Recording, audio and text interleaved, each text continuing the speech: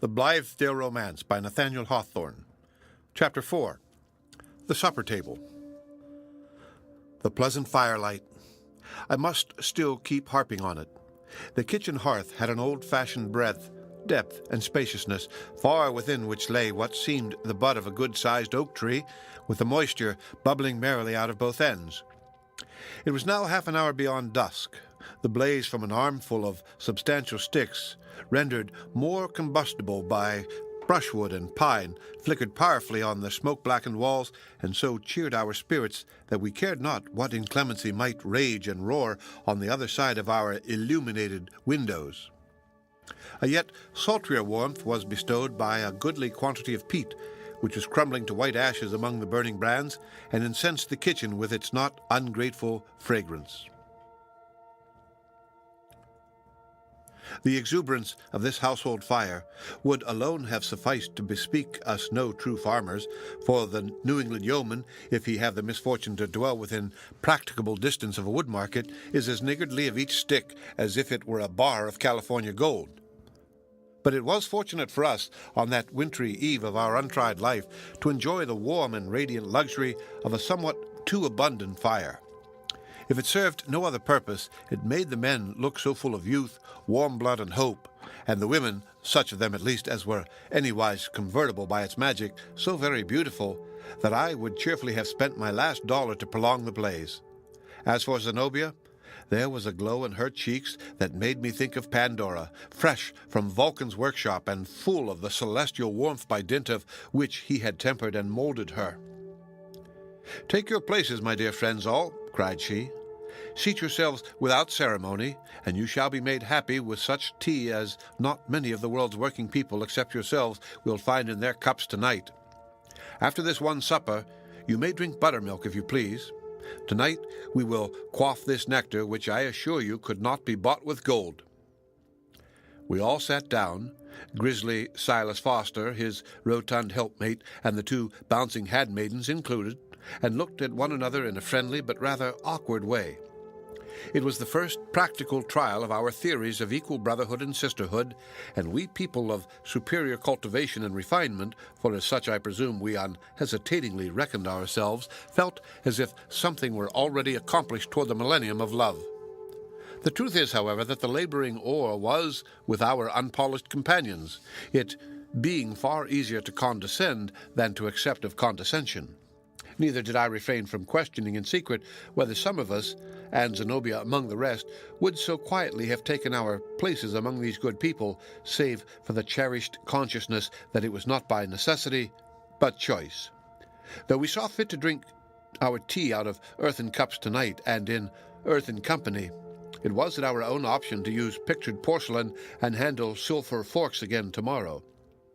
This same salvo, as to the power of regaining our former position, contributed much, I fear, to the equanimity with which we subsequently bore many of the hardships and humiliations of a life of toil. If ever I have deserved, which has not often been the case, and I think never, but if ever I did deserve to be soundly cuffed by a fellow mortal for secretly putting weight upon some imaginary social advantage, it must have been while I was striving to prove myself ostentatiously his equal and no more.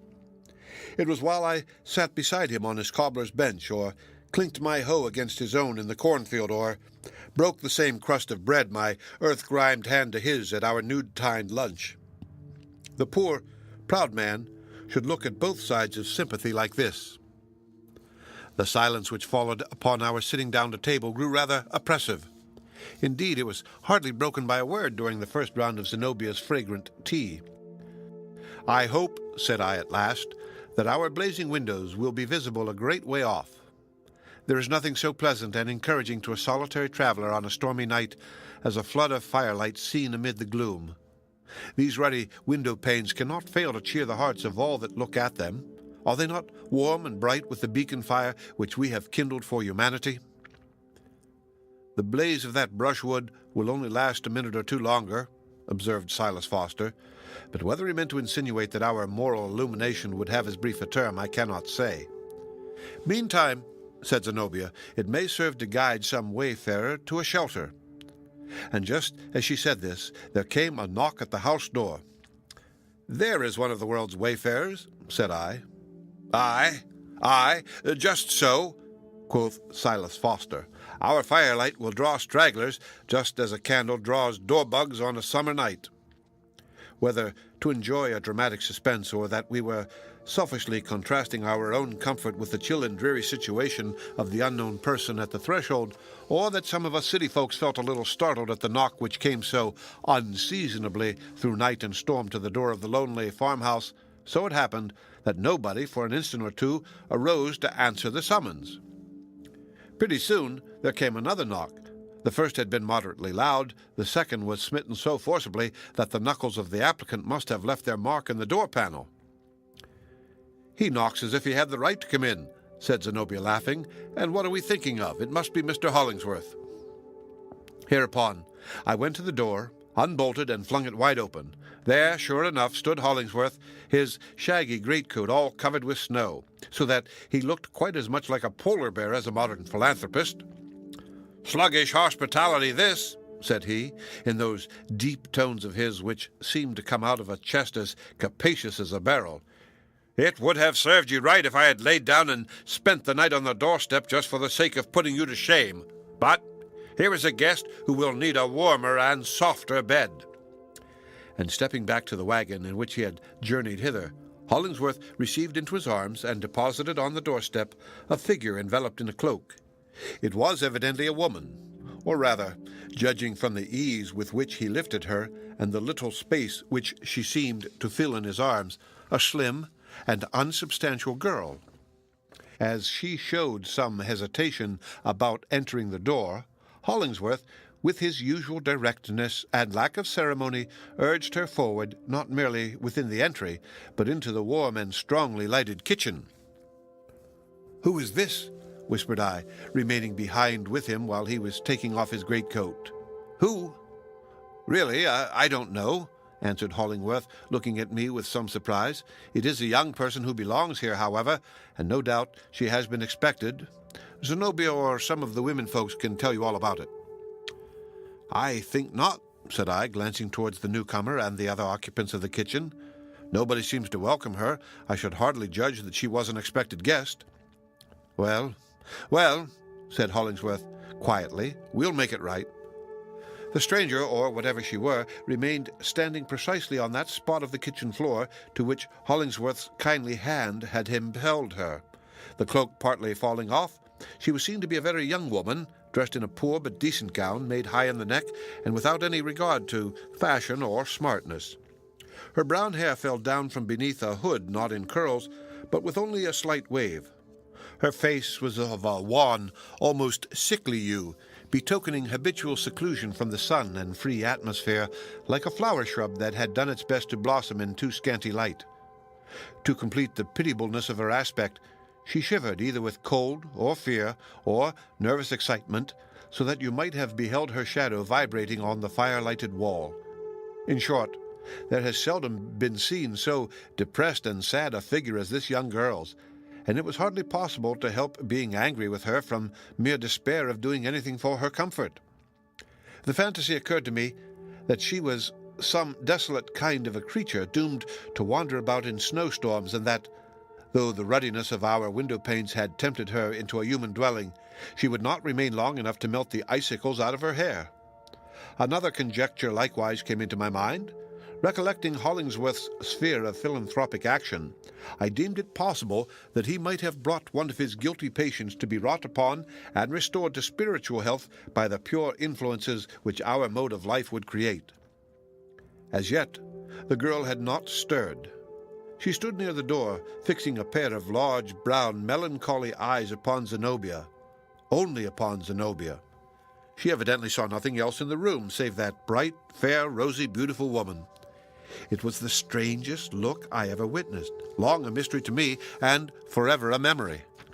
Once she seemed about to move forward and greet her, I know not with what warmth or with what words, but finally, instead of doing so, she drooped down upon her knees, clasped her hands, and gazed piteously into Zenobia's face.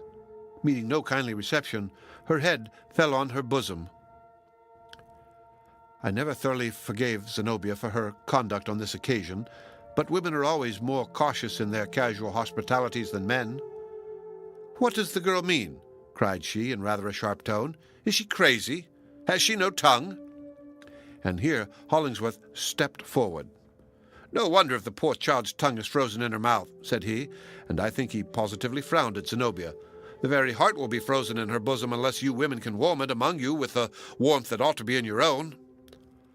Hollingsworth's appearance was very striking at this moment. He was then about 30 years old, but looked several years older, with his great shaggy head, his heavy brow, his dark complexion, his abundant beard, and the rude strength with which his features seemed to have been hammered out of iron, rather than chiseled or molded from any finer or softer material. His figure was not tall, but massive and brawny, and well befitting his original occupation, which, as the reader probably knows, was that of a blacksmith. As for external polish, or mere courtesy of manner, he never possessed more than a tolerably educated bear, although, in his gentler moods, there was a tenderness in his voice, eyes, mouth, in his gesture, and in every indescribable manifestation which few men could resist, and no woman. But he now looked stern and reproachful, and it was with that inauspicious meaning in his glance that Hollingsworth first met Zenobia's eyes and began his influence upon her life. To my surprise, Zenobia, of whose haughty spirit I had been told so many examples, absolutely changed color and seemed mortified and confused. "You do not quite do me justice, Mr. Hollingsworth," said she, almost humbly. "I am willing to be kind to the poor girl. Is she a protégée of yours? What can I do for her?" "Have you anything to ask of this lady?" said Hollingsworth kindly to the girl. "I remember you mentioned her name before we left town." "Only that she will shelter me," replied the maid tremulously. "Only that she will let me be always near her." "Well, indeed," exclaimed Zenobia, recovering herself and laughing. "This is an adventure, and well worthy to be the first incident in our life of love and free-heartedness. But I accept it for the present without further question. Only," added she, "it would be a convenience if we knew your name." "Priscilla," said the girl, and it appeared to me that she hesitated whether to add anything more, and decided in the negative. "Pray do not ask me my other name, at least not yet, if you will be so kind to a forlorn creature." Priscilla. Priscilla. I repeated the name to myself 3 or 4 times, and in that little space this quaint and prim cognomen had so amalgamated itself with my idea of the girl that it seemed as if no other name could have adhered to her for a moment.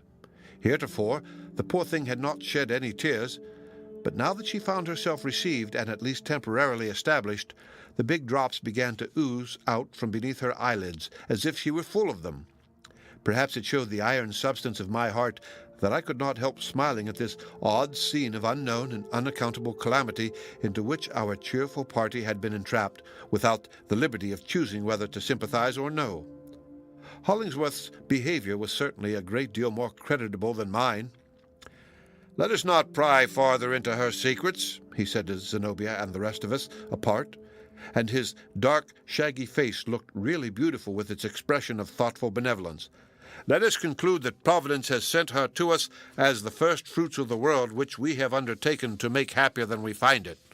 Let us warm her poor shivering body with this good fire, and her poor shivering heart with our best kindness.